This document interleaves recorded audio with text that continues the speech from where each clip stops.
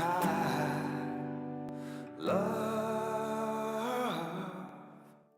Raising high, love.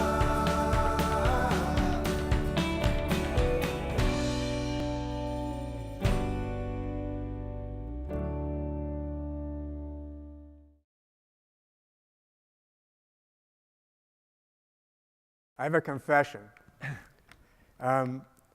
When I was in 8th grade, my math teacher called up my mother and had her come in and told my mom that I was the single worst math student that he had ever had in a 30-year career. So there's hope, you see.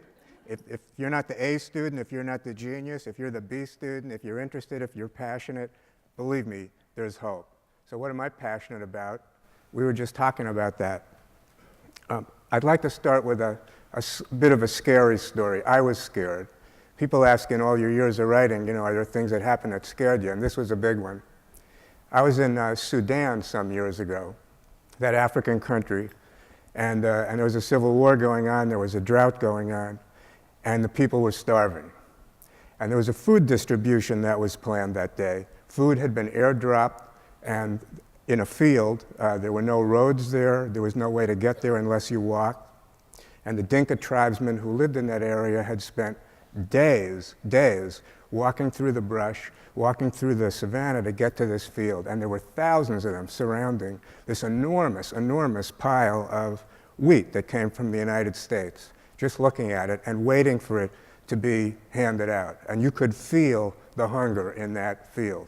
And then there was 10,000, and then there were 12,000 of them, and suddenly they panicked. I didn't understand what had happened. Suddenly everyone was running away from that food. They were fleeing, they were crying, old women were falling down, kids were taking their baby brothers and sisters, and I realized that they had just seen an airplane. Just the sight of an airplane panicked them because they were afraid they were going to be bombed by the North.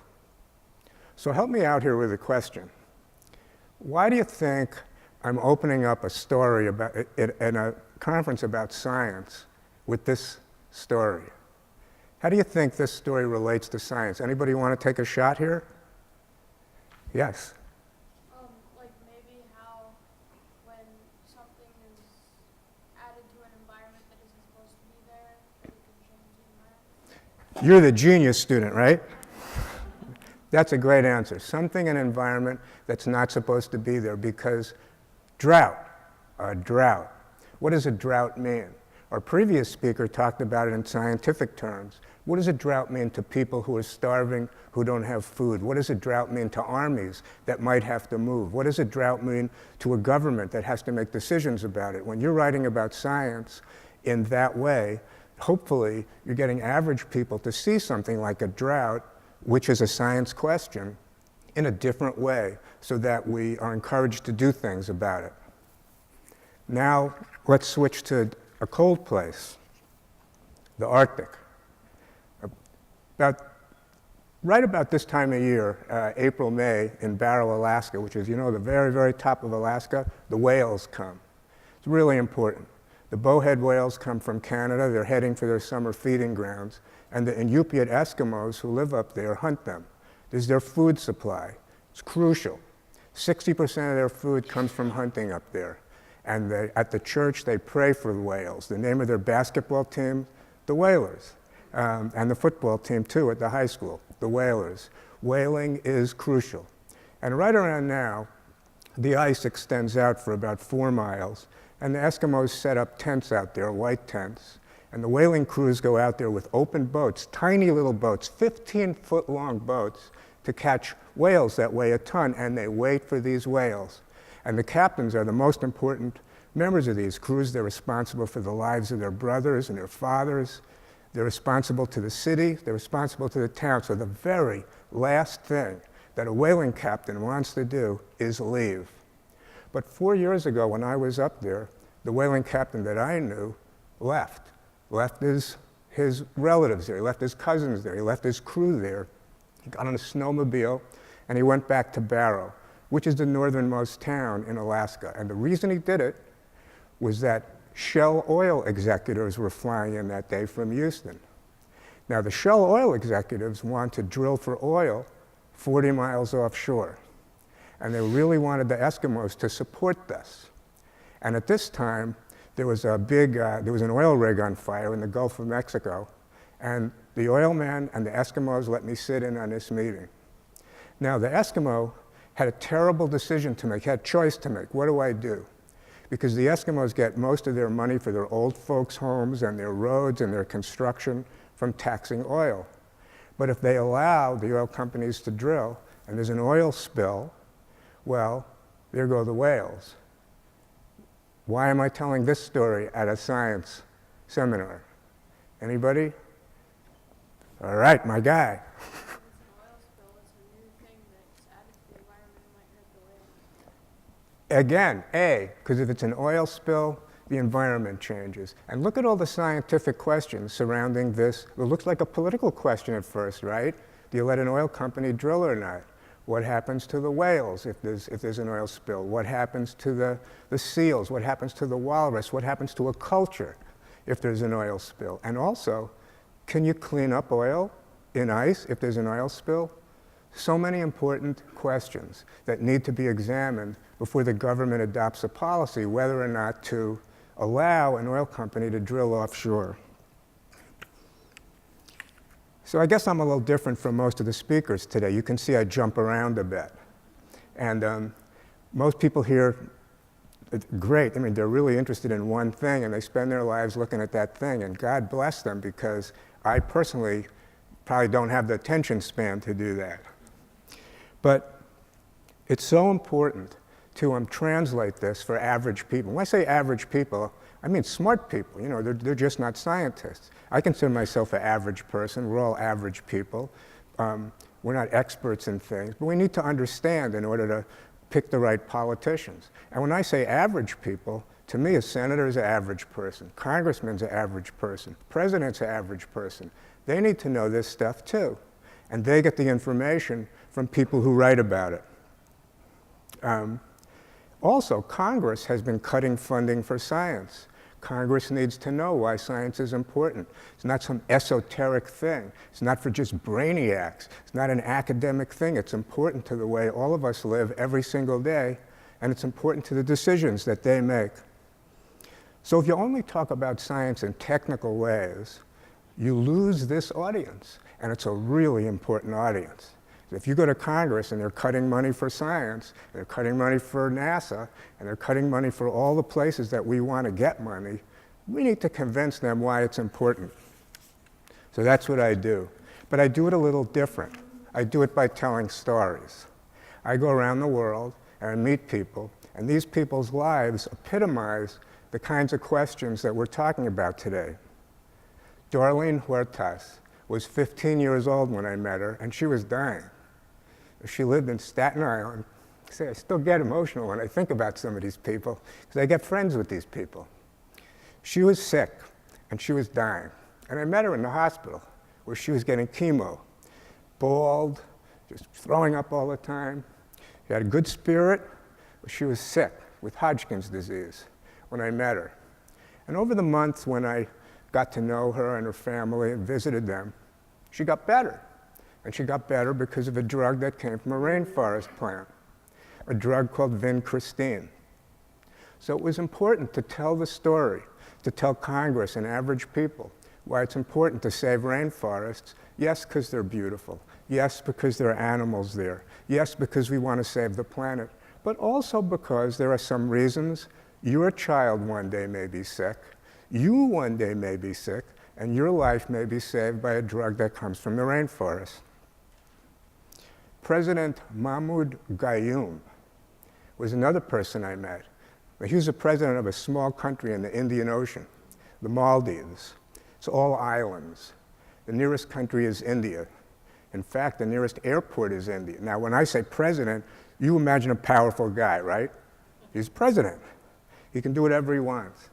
But one day, President Gayoom woke up in the presidential palace and he looks outside, and you know what? The whole island was covered with water. A foot of water, and 2 feet of water. There wasn't any storm. You know, in the movies when this stuff happens, there's a big storm. Nice day, hot day, beautiful day. Where were these big waves coming from? The president went out of the palace, and you know what happened? A big wave caught him, dragged him out into the Indian Ocean. Maybe he was the president of the country, most powerful person. Didn't really mean a lot when the ocean was rising. Now, it turned out that President Gayoom's big waves happened because of some freak weather. Of course, we hear a lot called freak weather, but now it's normal weather, thousands of miles away in Australia.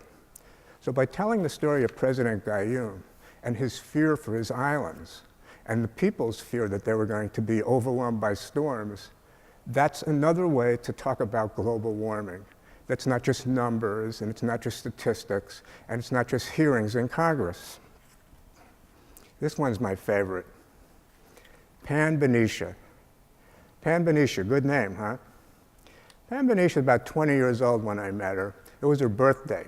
So it was going to be a pizza pie party, pizza and cupcakes. Pan Benicia didn't speak English, but she let us know that she wanted pizza and cupcakes because pizza and cupcakes were in a magazine. Pan Benicia never wore any clothing. Actually, no clothes would fit on Pan Benicia. Pan Benicia actually doesn't have vocal cords that can create words. Pan Benicia is an ape. How many people here know what a bonobo is? Good, good. For those who know, good.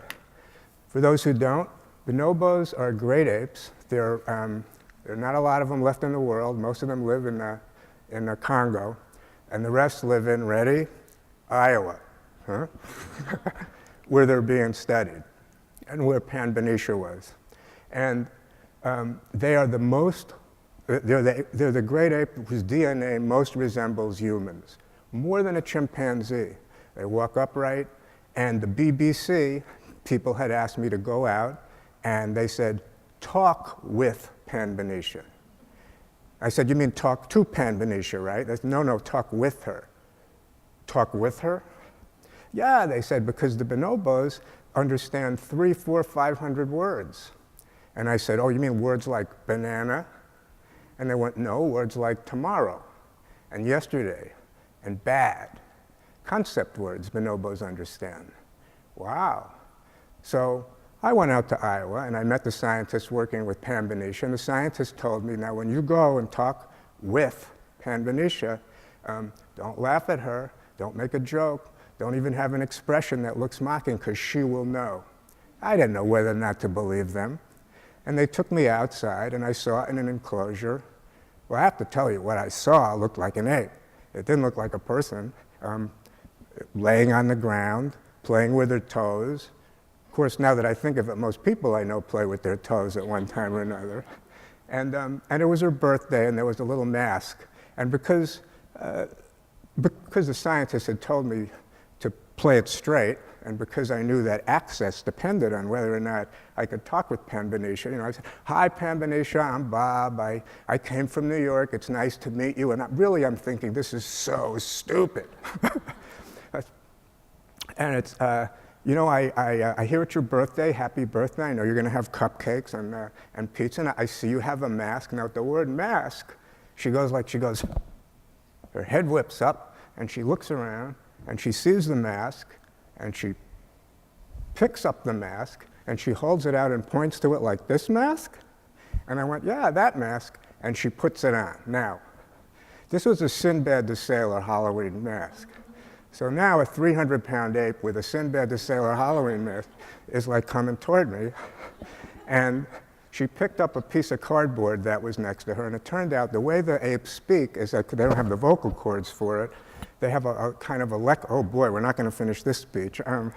That they have a kind of lexicon board which has symbols on it, and they look like hieroglyphics. So if it's a banana, it doesn't look like a banana. That would be too dumb for the scientist to do. It just looks like a squiggle. And she starts hitting these symbols. And the scientist, who knows what they mean, said, well, she says, thanks, and she wants to play with you. And I said to her out loud, because you have to get inoculated in order to go over to the apes, I said, I haven't had the shot, so, and as soon as I said that, she she threw it away, and she walked away. So what just happened? What just happened? Who did I talk to? I haven't used the word animal yet. I don't know who I talked to. Did I talk to an animal? Did I talk to a primitive human? If I go to the Museum of Natural History in New York and I look at the Ancient Man exhibit, look somewhere between Pan-Venetia and me. So, once again, telling the story of Pan-Venetia is important to evolution, how we treat animals, whether there are animal rights, where do we come from. All sorts of issues come from speaking in normal language to average people. I love my job, as you can tell. I go around the world, I talk to people. I'm still amazed at my age that I'll call up presidents and they'll talk with me, senators, governors. You'll speak with me? It's amazing. I don't tell them that, I just go and talk to them. It's so important to be able to speak with people about this stuff. I met one of the key scientists who appears before Congress and testifies before Congress. And it's really important to this scientist that Congress do something about global warming, pass legislation. And when I met him, I was starting a book about climate. And the first thing he said to me was, before I even talked to him, he goes, "You have failed." And I thought, failed? I just started the book 30 seconds ago. And he said, you failed, and all journalists have failed because you failed to show how important this is, how the public's not doing anything about it, how we have to pay attention to it, how the world must change the way we do business. And I figured, well, this is going to be easy because I'll just ask him questions and he'll say the answers I need and I'll be able to do that. So I asked the logical question that probably all of us are thinking. I said, so are you saying that Hurricane X, which had hit the week before, is related to this stuff? And the scientist said, absolutely not. And if you say I said that, I'll say you're lying. Now you're trying to figure out why he did that, and I was too. And the answer was, he couldn't say it. Science wouldn't let him say it. Science wouldn't let him say it unless he could prove 1,000% every time that there was a link. But you know what? Congress can't wait for 1,000%. Sometimes 99.5% is enough. At least it's enough to make a federal policy. And so in this case, he didn't know it, but he was asking me, he was asking journalists, he was asking writers, and he was asking you, if one day you become someone like me who writes these things, to say the things he couldn't say, to make the points he couldn't make, to convince the public that these things are important. I think if you choose this as a career, if you move as a scientist, a future scientist, and become someone who explains this in a way that is meaningful and makes sense to average people, which is us, you'll be doing a great service for yourself, for your families, for your future, and for your country. Thank you.